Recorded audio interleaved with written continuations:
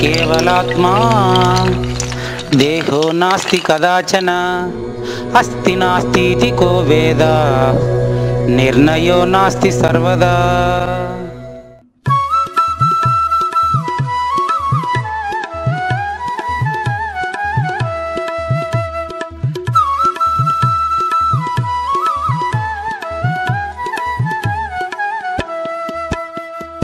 బయలు చూపినాడే సద్గురు భయము దీర్చినాడే, బయలు చూపినాడే సద్గురు భయము దీర్చినాడే. బయలు చూపి భవ బాధలణచి అయమాత్మ బ్రహ్మమున కావలయున్న, బయలు చూపినాడే సద్గురు భయము దీర్చినాడే. జై సద్గురుభ్యో నమో నమః. పరిపూర్ణదర్శిని అహంకారము లేని జన్మరహిత విధానము 14వ ఎపిసోడ్. నిన్న 13వ ఎపిసోడ్లో మొదటి అధ్యాయమైనటువంటి ప్రస్తావన అనే దానికి అర్థం తెలుసుకున్నాం. ప్రస్తావనలో 4 అంశాలు నేర్చుకున్నాం. అంటే సాధనా చతుష్టయం లాగానే అనుబంధ చతుష్టయం అనేటువంటి ఒక ప్రక్రియను క్రితం ఎపిసోడ్లో చూసాం. విషయము, సంబంధము, అధికారి, ప్రయోజనము అని. అక్కడ కొన్ని ప్రశ్నలు వేసాం మనం. వాటికి ఈరోజు సమాధానాలు తెలుసుకుని ఈరోజు 1, 2, 1 అంటే మొదటి అధ్యాయమైనటువంటి ప్రస్తావనలో 2 అంటే అందులో రెండోది. ప్రస్తావనలో రెండో విషయం లక్షణయుతుని లక్షణాలు. లక్షణయుతుడు అంటే జ్ఞాని. జ్ఞాని కలిగి ఉండవలసిన లక్షణాలు 20 మాత్రమే ఉన్నాయి. ఈ 20 లక్షణాలకు మినహా మిగిలినదంతా అజ్ఞానము అని గీతా సారాంశం. ఏతద్జ్ఞానం ఇది ప్రోక్తం అజ్ఞానం యదతోన్యథా. అంటే ఈ 20 లక్షణాలకు సంబంధించింది మాత్రమే జ్ఞానము అని చెప్పబడును, మిగతాదంతా అజ్ఞానముగా పరిగణించవలెను. ఈ మొదటి లక్షణం పేరు అమానిత్వము. 1, 2, 1 మొదటి అధ్యాయంలో 2వ భాగంలో 20 లక్షణాల్లో మొదటిది అమానిత్వము. ఇక్కడ మానిత్వము అనే పదానికి వ్యతిరేక పదమే అమానిత్వము. మన ఏవ మనుష్యానాం కారణం బంధమోక్షయోహో అన్నారు. అక్కడ మనసులో మొదటి 2 అక్షరాలు ఇదే. మనసు కలిగి ఉన్నందున మానవుడు, మానము చేయగల శక్తి ఉంది కాబట్టి మానవుడు. మానిత్వము మానవుడికి కల్పించబడింది. అమానిత్వం అంటే మానిత్వము లేకుండా ప్రవర్తించుట అమానిత్వము. అంటే అహంకారము లేని జన్మరహిత విధానము. దీన్ని బట్టి ఈరోజు ఎపిసోడ్ అంతా కూడా మనం పరిపూర్ణదర్శిని గ్రంథానికి క్యాప్షన్ యొక్క వివరం అని చెప్పుకోవచ్చు సంక్షిప్తంగా. ఎందుకంటే మానిత్వం అంటే అహంకారంతో ప్రవర్తించడం, ఇంకేం లేదు. అమానిత్వం అంటే అహంకారము లేని ప్రవర్తన. ఇదే మాట 14వ అధ్యాయం శ్లోకం నంబర్ 26 అనుకుంటాను. మానవమానయోస్తుల్యః తుల్యో మిత్రారిపక్షయోః సర్వారంభ పరిత్యాగి గుణాతీతః స ఉచ్యతే. ఇంత క్లియర్గా చెప్తారు చూడండి. ఇక్కడ మానము అంటే కొలత. నేనున్నాను అనుకోవడం మనిషికి ఒక కొలతగా తెలుస్తూ ఉంది.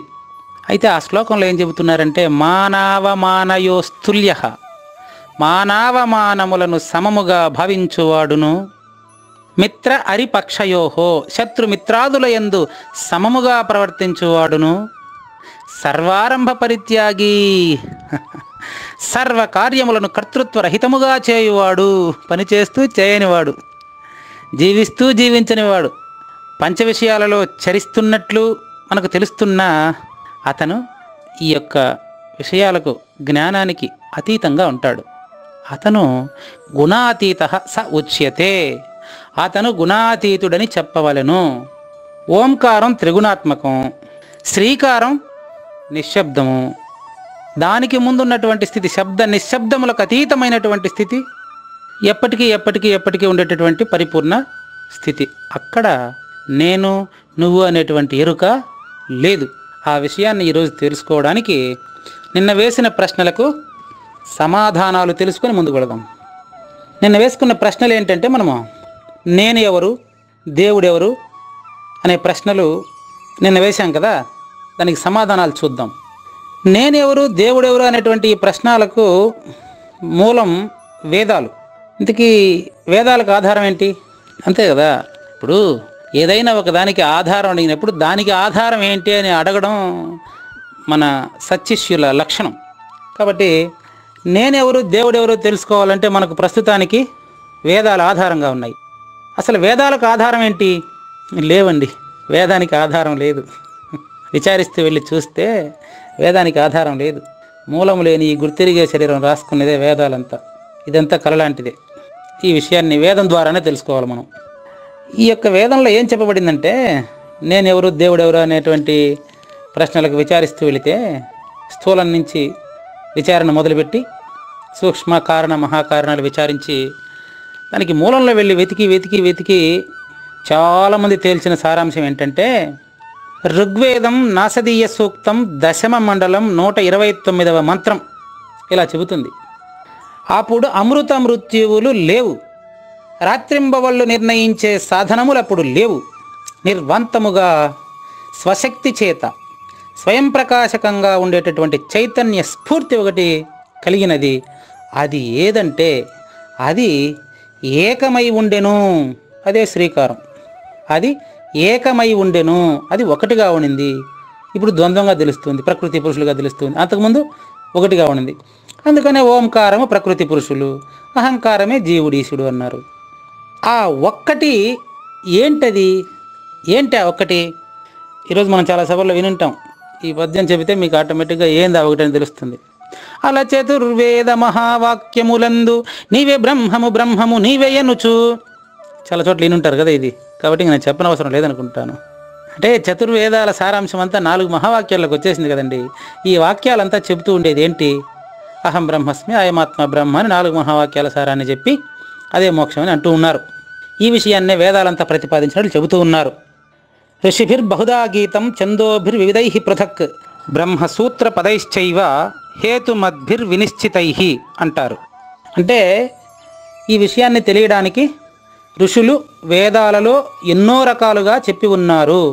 బ్రహ్మసూత్రాలు దీనికి వ్యాఖ్యానం కూడా రకరకాలుగా రాసి ఉన్నారు అని చెబుతారు. ఆ బ్రహ్మసూత్రాలు ఎలా మొదలవుతున్నాయి?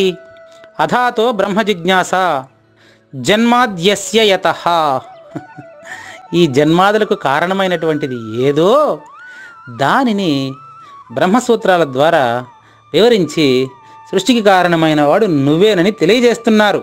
దీన్ని బట్టి స్పష్టంగా మనకు అర్థమైంది ఏంటంటే, ఈ సృష్టికి కారణమైన వస్తువు నువ్వే, వేదాలకు మూలం నువ్వే. వేదజ్ఞుడను చెప్తాడు కదా ఆయన. శ్రీకృష్ణ పరమాత్మ 15వ అధ్యాయం 15వ శ్లోకం, వేదైశ్చ సర్వైరహమేవ వేద్యో వేదాంత కృద్వేద విదేవ చాహం అంటాడు.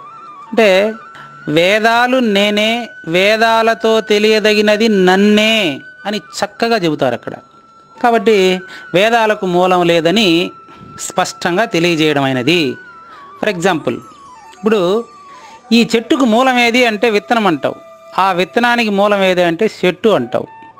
కాబట్టి ఈ రెండింటికి కలిసి భూమి మూలం, ఆ భూమికి నీరు మూలం, నీటికి అగ్ని మూలం, అగ్నికి వాయువు మూలం, వాయువుకి ఆకాశం మూలం, ఆకాశానికి ఆత్మ కారణం, ఆకాశం ద్వారా ఆత్మ 84 లక్షల జీవరాశులను ధరించి భరించి పోషిస్తూ ఉంది. అటువంటి ఆత్మ ప్రారంభంలో 3 అవస్థలలో జీవిస్తున్నటువంటి జీవితంలో తెలుసుకోలేకపోయినా ఏదైతే చూసేదానికి వీలు లేకుండా ఉండి చూడడానికి కారణమవుతుందో అదే ఆత్మ. ఏదైతే వినికిడి ద్వారా తెలుసుకోలేని వినడానికి కారణమై ఏదుందో అదే ఆత్మ. వాసనతో తెలుసుకోలేని ఆత్మ, వాసనతో తెలుసుకోలేని ఆత్మ వాసన తెలియడానికి కారణంగా ఉంది. స్పర్శతో తెలుసుకోలేని ఆత్మ స్పర్శ తెలియడానికి కారణమై ఉంది. దీన్ని బట్టి ఏమర్థమవుతుంది మనకు? కార్యకారణములుగా ఉన్నది ఆత్మ. ఈ పదానికి అర్థం నేను అంటే నువ్వు. నాకు నేనే తోచి ఉన్నాను, నా నుంచి వచ్చిన నటనలన్నీ చూచుచున్నాను. నాకు నేనే తోచి నా నుంచి వచ్చిన నటనలు నేనే చూస్తున్నానన్నప్పుడు మరి చూసేవాడు, చూపు, దృశ్యము ఒకే వస్తువు కదా. ఈ విషయాన్ని కృష్ణ పరమాత్మ ద్వారానే నిరూపించుకుందాం. యద్యద్విభూతి మత్సత్వం శ్రీమధూర్జితమేవ వా తత్తదేవా అవగచ్చత్వం మమ తేజోంశ సంభవం. మమ తేజోంశ సంభవం, నేను అను వస్తువు నుంచే ఇవన్నీ ఏర్పడ్డాయి. ఏదన్నీ? యద్యద్విభూతి మత్సత్వం, ఐశ్వర్యయుక్తమై కాంతియుక్తమై ఏ వస్తువు నీకు కొత్తగా కనిపెట్టబడినట్లు తెలుస్తూ ఉందో, ప్రస్తుతం రోబోలు అంటున్నారు, ఇంకేంటో చెప్తున్నారు కదా. ఏ వస్తువైనా సరే కొత్తగా కనిపెట్టబడిందని, ఐశ్వర్యవంతమైనదని తెలియజేస్తున్నారో అది మమ తేజోంశ సంభవం. నేనను వస్తువు నుంచే అవన్నీ వచ్చాయి. అథవా బహునైతేనా కిం జ్ఞాతేన తవార్జున. ఇవన్నీ తెలుసుకోవడంలో నీకేం ఉపయోగం అయ్యా? ఒక్క మాట చెప్తా నేను. పిష్టభ్యాహమిదం కృత్స్నం ఏకాంశేన స్థితో జగత్. అదే, అప్పుడు అమృత మృత్యువులు లేవు, రాత్రింబవళ్ళు ఏర్పరిచేటటువంటి సాధనాలేవి లేవు. ఈ సృష్టికి కారణమైనటువంటిది స్వయం ప్రకాశమైనది ఒకటే ఉంది, అదే నువ్వు. వేదాలను 4గా డివైడ్ చేసింది నువ్వు కాదు, అంటే జ్ఞానం కాదు. కాబట్టి జ్ఞానం అంటే ఆత్మ, ఆత్మ అంటే జ్ఞానము, జ్ఞానం అంటే మాయ, జ్ఞానమే అజ్ఞానము, అజ్ఞానమే జ్ఞానం. ఇందులో అనుమానమే లేదు. కార్యకారణములుగా తెలియబడుతున్నటువంటిది ఒక వస్తువు యొక్క ద్వయరూపాలే. ద్వయదోష సహితమైనప్పుడు ఎరుక, ద్వయదోష రహితమైనప్పుడు పరిపూర్ణ స్థితి. ఇది తెలుసుకోవడానికి మనకు అమానిత్వం అంటే ఏంటో తెలియాలి. ఇప్పుడు కృష్ణ పరమాత్మ చెప్పిన అదే విషయాన్ని మరింత సులభంగా కృష్ణ ప్రభువులు ఇలా అంటారు. జ్ఞానంబు సత్వగుణమను దానికి జన్మించెననుచు దామోదరుడు ఆమెనత్త కొడుకుతోననే జ్ఞానమునకు జన్మమొకటి కలిగే గదోయి. చూసారా, సత్వాత్ సంజాయతే జ్ఞానం అంటారు. అంటే జ్ఞానము అనేది సత్వగుణము, అంటే తెలివి. మరి ఇది జ్ఞానము తెలివి అన్నప్పుడు అజ్ఞానము మరుపు, ఈ రెండు ఒక వస్తువు యొక్క భిన్న రూపాలే. దానికి జన్మించింది అంటాడు. దేనికి? సృష్టికి కారణం జ్ఞాన కర్మ, జ్ఞానము దానిదే ఈ కర్మ. వ్యష్టి జన్మకు కారణం కర్మ జన్మ, కర్మ వలన జన్మ కలిగింది అనేది వ్యష్టి ఈ దేహానిది. జ్ఞానం వలన సృష్టి ఉద్భవించే అనేది సమిష్టి దేహానిది. చూడండి, దానికి జన్మించెననుచు, దేనికి? జ్ఞానానికి. దామోదరుడు ఆ మేనత్త కొడుకుతోననే. ఇక్కడ దామోదరుడు అనే పదాన్ని చక్కగా అర్థం చేసుకోవాలి. దామోదరుడు అంటే అశరీరుడు అని ఇక్కడ అర్థం చేసుకోవాలి. జ్ఞానమునకు జన్మమొకటి కలిగే గదోయి. తనకు తానే కనిపిస్తూ ఉంది. జ్ఞానానికే జ్ఞానమయమైన ప్రపంచం తెలుస్తూ ఉంది. అయితే ఈ పుట్టింది గిట్టాల. ఎవరిచే గిట్టాలా? గురుమూర్తి చేత గిట్టాల. లేకపోతే జ్ఞానం శరీరం వచ్చినప్పుడు తెలిసింది కదా, శరీరం పోయినప్పుడు పోతే జనన మరణాల చక్రం ఇది. కానీ పుట్టింది గిట్టు జ్ఞానము, పుట్టెననుచు కృష్ణమూర్తి పురుహూత జుడవు. అట్టి తన ముద్దు మరిదికి గట్టిగా వినజెప్పెనిందు కలతేమోయి. ఇంకా నీకు సందేహాలు ఎందుకుంటాయ్యా? చూడు, పుట్టింది గిట్టు జ్ఞానము. సృష్టి పుట్టింది అనేటువంటి జ్ఞానం ఏదైతే ఉందో అది అశరీర గురుమూర్తి చేత గిట్టు అంటే భావం అభావం అయిపోవాల. ఎప్పుడైతే పుట్టినాననే భ్రాంతి నీకు అభావం అవుతుందో అప్పుడు పరిపూర్ణ స్థితి అశరీరుడు అయ్యే వీలుంది. దానికి మనం ఏం చేయాలా? సద్గురుమూర్తి దగ్గర చక్కగా విచారించాలి. నువ్వేం చేస్తున్నావు ఇప్పుడు? అన్నీ మర్చిపోయి మానిత్వం కలిగి ఉన్నావు. అందుకే ఆ మానిత్వాన్ని తీసి నీకు అమానిత్వాన్ని తెలియజేయడానికే ఈరోజు అమానిత్వం గురించి తెలుసుకోవాలనుకుంటున్నాం. ఇప్పుడు అమానిత్వం లేకపోవడం వల్ల ఏం చేస్తున్నామంటే మనము ఒక వ్యక్తిని 3 రకాలుగా కొలుస్తున్నామండి. ఒకటి అధిమానం. అధి అంటే ఎక్కువ అని అర్థం అండి. అధిమానం అంటే ఉన్న లక్షణానికంటే ఎక్కువగా కొలవడం. బిరుదులు సత్కారాలతో మనం పొగుడుతూ ఉంటాం కదా, ఇది అధిమానం. అధిమానం అంటే ఒక వ్యక్తికి ఉన్నదానికంటే ఎక్కువగా మనం చెప్పడం, దీన్ని చూసి అతను పొంగిపోవడం, ఇది జరుగుతూ ఉంది, ఇది మంచిది కాదు. నెక్స్ట్ అవమానము, మానిత్వం గురించి చెప్పుకుంటున్నామండి. అధిమానము అంటే ఒక వ్యక్తిని అతనికి ఉన్న తెలివి కంటే ఎక్కువగా పొగరడాన్ని అధిమానం అంటాం. ఉన్నదన్నట్లు చెప్తే పర్వాలేదు, ఇంకా అతను దేవుడండి, అతను దేవుడండి ఇట్లా చెప్తూ ఉంటారు. నడిచే దైవం అండి అంటూ ఉంటారు. అతనిలో లక్షణాలు ఉన్నాయో లేవో మనకు తెలియదు. అధిమానము అంటే ఉన్నదానికంటే ఎక్కువ చెప్పడం, అవమానము అంటే ఉన్నదానికంటే తక్కువ చెప్పడం. అన్యథామానం అంటే ఇంకా మనిషిని జంతు జీవాలతో పోలుస్తూ ఉంటారు, పంది గాడిద అని పోలుస్తూ ఉంటారు. ఇట్లా రకరకాలుగా చెప్పేస్తూ ఉంటాం మనం. కాబట్టి అధిమానము అవమానము లేకుండా సమానంగా కొలవగలిగినప్పుడు మానిత్వము తొలగి అమానిత్వం అలవాటవుతుంది. కాబట్టి ముందుగా అమానిత్వం అనే లక్షణాలను తెలుసుకునే ముందు నేనెవరో తెలుసుకున్నాం. ఇలా వేదాలు ఉపనిషత్తుల సారమైనటువంటి అహం బ్రహ్మస్మి లేక అయమాత్మ బ్రహ్మ అనేది నేను. దీని యొక్క వివరం అంతా కూడా సాంఖ్య పరిశీలనలో ఇంకా వివరంగా తెలుసుకుంటాం. క్షేత్రము అంటే పొలం, నా దేహం. క్షేత్రజ్ఞుడు అంటే దేహి, అంటే దేహాన్ని తెలుసుకుంటున్నవాడు, వీడు రైతు. దేహాన్ని తెలుసుకుంటున్నవాడు రైతు, దేహం పొలము అనుకుంటే ఈ దేహంలో ప్రాణము అనేది ఒకటి మనసు కలయిక వల్ల పనిచేస్తూ ఉంది. ఈ గాలికి సంబంధించినటువంటి ప్రాణం మనసు దగ్గర కలిస్తే అంటే ఆకాశతత్వమైనటువంటి అంతరింద్రియమైనటువంటి మనసుతో గాలి 5 భాగాలలో ప్రాణము మనసుకు తోడైతే ఇతను రైతుగా చలామణి అవుతాడు. దేహం అనేటువంటి పంట పొలంలో పంట పండించి జన్మరహితుడవ్వడానికి రైతు పంట ప్రారంభిస్తాడు, అంటే వ్యవసాయం ప్రారంభిస్తాడు. ఇతనికి 4 సోదరులు ఉంటారు. 4 సోదరులు ఎవరు? అపాన, వ్యాన, సమాన, ఉదాన. ఈ 4 సోదరులు కలిసి ప్రాణ మనస్సులు అనేటువంటి జీవుడితో, ఇంద్రియాలు అనేటువంటి ఎద్దులతో వ్యవసాయం కొనసాగించి ఇతను మానవ లక్ష్యమైనటువంటి జన్మరాహిత్యాన్ని తెలుసుకోవాల్సిన అవసరం ఉంది. దానికి ముందుగా తెలుసుకోవాల్సినటువంటి గుణం పేరు, జ్ఞానయుతమైనటువంటి లక్షణం పేరు అమానిత్వము. ఇప్పటికే కాలాతీతం అవ్వడం వల్ల అమానిత్వం అంటే ఏంటో మరింత వివరంగా తర్వాత ఎపిసోడ్లో తెలుసుకుందాం. జై సద్గురు మహారాజుకి జై. జై సద్గురుభ్యో నమో నమః. పరిపూర్ణ దర్శిని అహంకారము లేని జన్మరహిత విధానం 15వ ఎపిసోడ్, అమానిత్వము 2వ భాగం. క్రితం ఎపిసోడ్లో నేను ఎవరు, ప్రపంచమేమిటి అనే విషయాలు చాలా స్పష్టంగా తెలుసుకోవడం జరిగింది. అయితే నేను, ఈ ప్రపంచం వేర్వేరా ఒకటేనా అనేటువంటి విషయం కూడా మనం చాలా వరకు విచారించాం.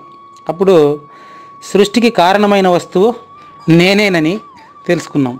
ఇప్పుడు ఆ నేనుకే మానిత్వము కలిగి, మానిత్వము అంటే ఉనికి కల్పించుకొని, నేనుకు ఉనికి కల్పించుకొని నానా యాతనాలు పడుతున్నాం.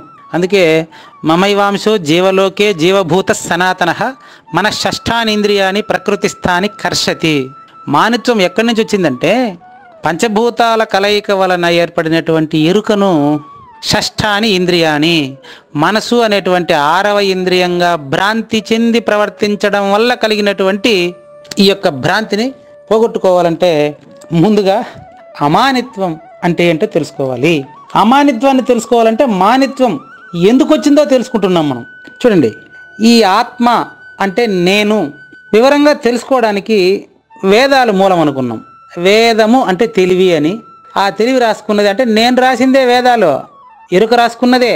మరి ఎరుక రాసుకున్న వేదాలలో ఎందుకు ఎరుకను గురించి తెలియకుండా ఉంది అంటే దానికి గురువు అవసరమైనాడు.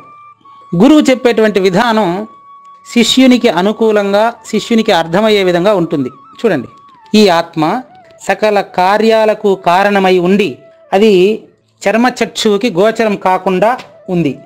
మరి కంటికి కనిపించని ఈ ఆత్మ అంటే నేను ఈ ప్రపంచాన్ని ఎలా నడిపిస్తున్నానో లేక నడిపిస్తున్నావో నువ్వు గమనించండి.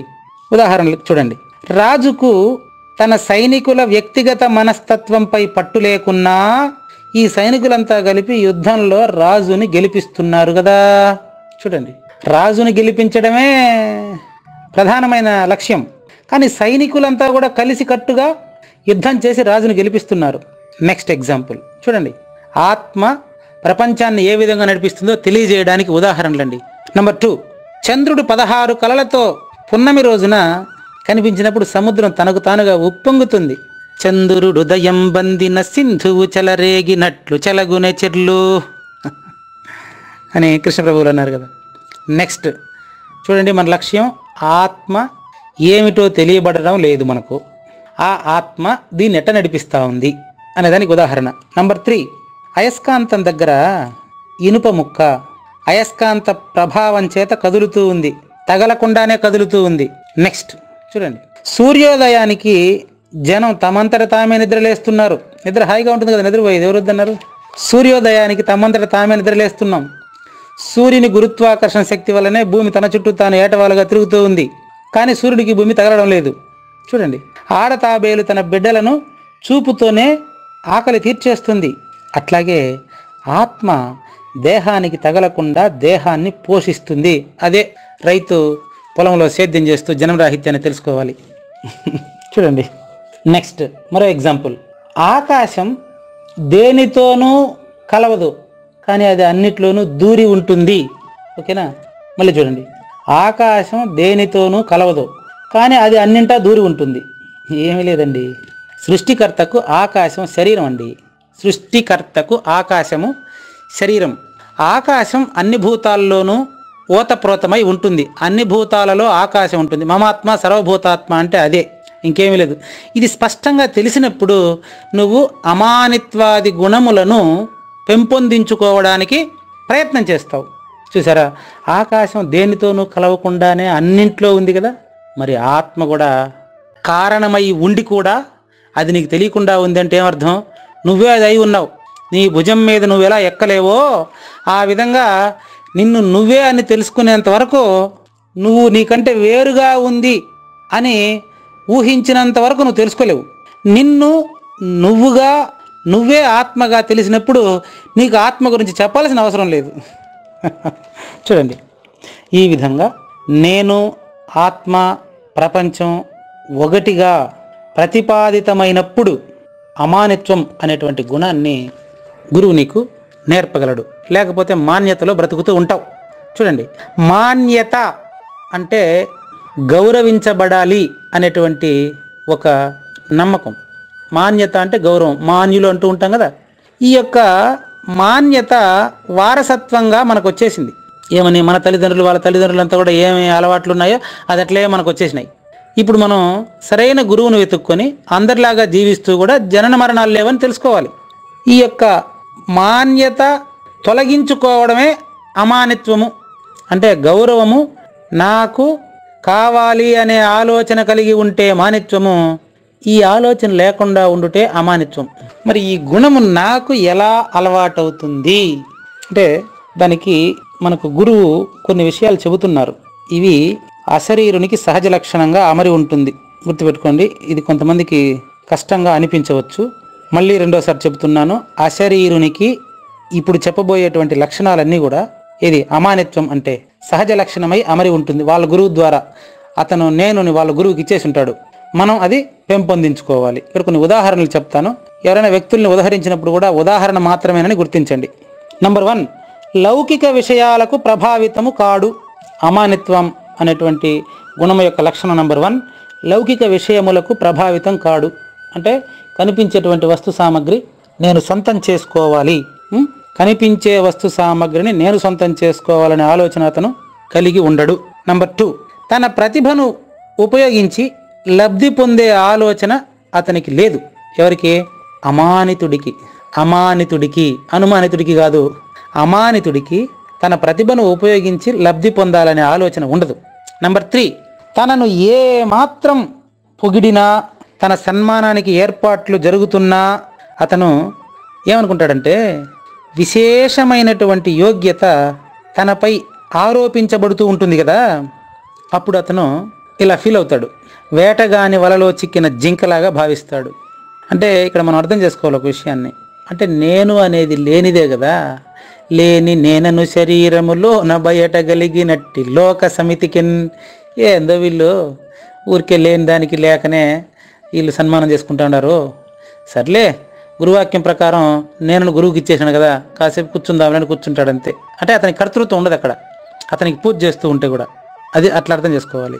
లేకపోతే ఇంకొక ఉదాహరణ చెప్తా చూడండి, 3వ పాయింట్లోనే. గజ ఈతగాడు సుడిగుండంలో చిక్కినట్లు భావిస్తాడు.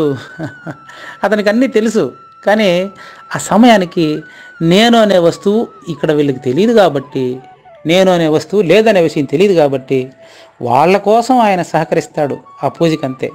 గురుమూర్తిని కూర్చోబెట్టి పూజ చేస్తారేమిటి అని ఈ మధ్యలో ఒక టీవీ ఇంటర్వ్యూలో ఒక గురువు గారిని అడుగుతా ఉన్నారు. అది ఇప్పుడు అవసరమైంది మనకి ఇక్కడ. ఆయన అడిగిన ప్రశ్న ఏంటంటే, అయ్యా ఈ యొక్క పూజలు పునస్కారాలు అవసరం లేదు, అచలము అంటే అది కదలకుండా ఉంటుంది అని అంటూ ఉంటారు కదా మీరు, మరి మీరేంది అంతా కూర్చోబెట్టి పూజ చేసుకుంటూ ఉంటారు మీరు కూడా? మేము పూజ చేస్తే మీరు పూజ చేస్తే మరి అందులో అంతరార్థం ఏమని అడిగారు. దానికి ఈ ప్రశ్న సమాధానం చెబుతుంది.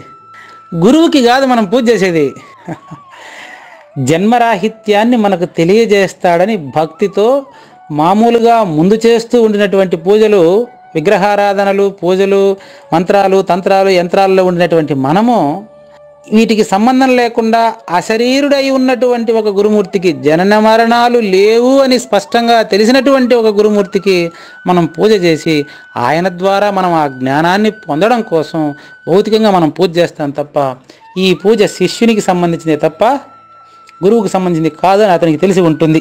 ఇది అక్కడ అర్థం. నెక్స్ట్, లౌకిక గొప్పతనములను తనకు అన్వయించుకోడు. లౌకిక గొప్పతనములను తనకు అన్వయించుకోడు.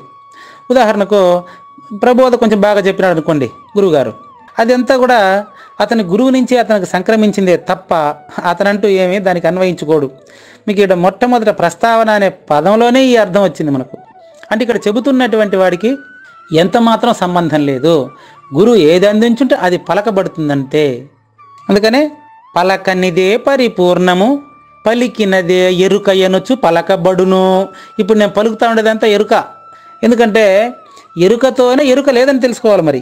నెక్స్ట్ 5వ పాయింట్ అండి, తన సన్మానమును తన కనులతో చూడలేడు.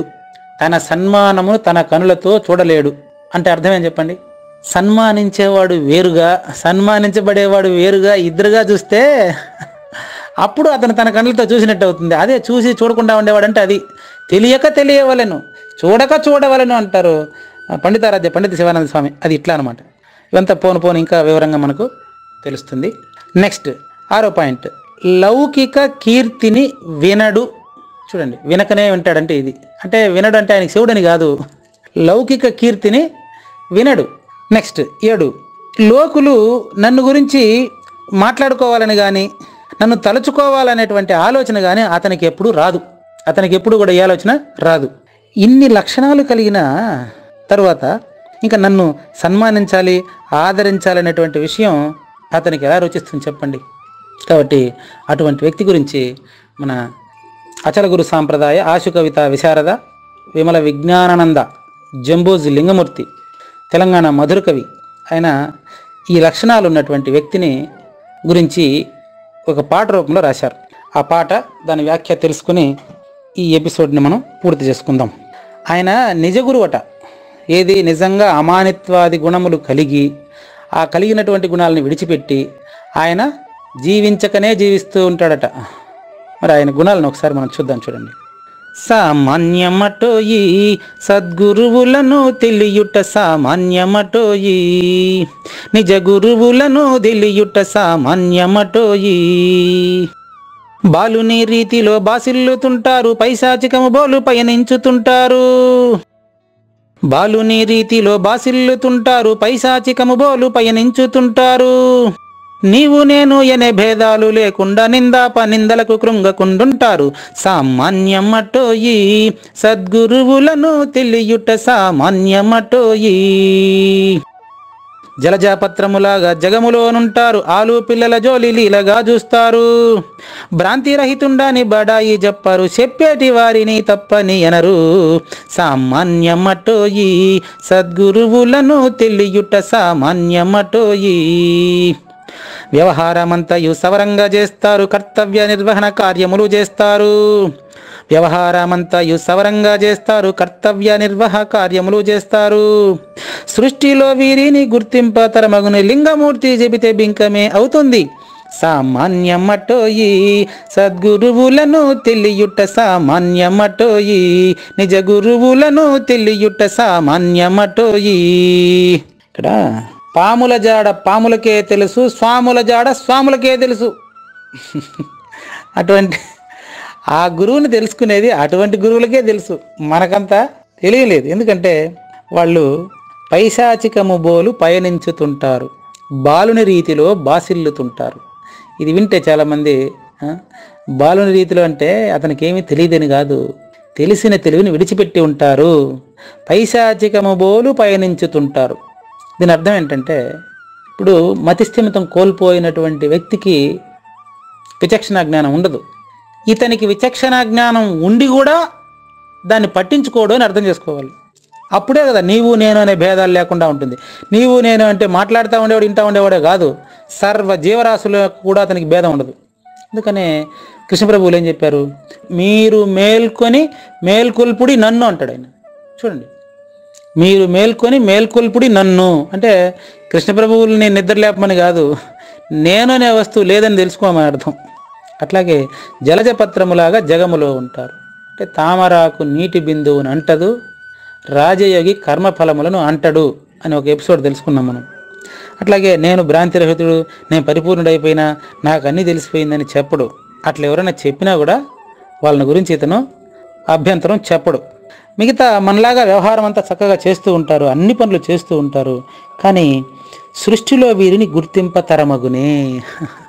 అటువంటి వాళ్ళు అతని మాట తీరును బట్టి గుర్తిస్తారు, కానీ మనం గుర్తించలేము అని ఇక్కడ మనకు స్పష్టంగా తెలుస్తుంది. అటువంటి వ్యక్తి ఎటువంటి శాస్త్ర పాండిత్యాన్ని ప్రదర్శించరు. కాబట్టి ఈ లక్షణాలన్నీ కలిగినటువంటి వ్యక్తిని అమానితుడు అని చెప్పాలి. నెక్స్ట్ అదంభిత్వము అనేటువంటి రెండవ జ్ఞాని లక్షణయుత లక్షణాన్ని తర్వాత ఎపిసోడ్లో చూద్దామా? జై గురుదేవ. అశరీరం సర్వదా అస్తి, శరీరం రహితం సదా, అయమేవ సద్యో ముక్తి అన్యథా భ్రమకారణం.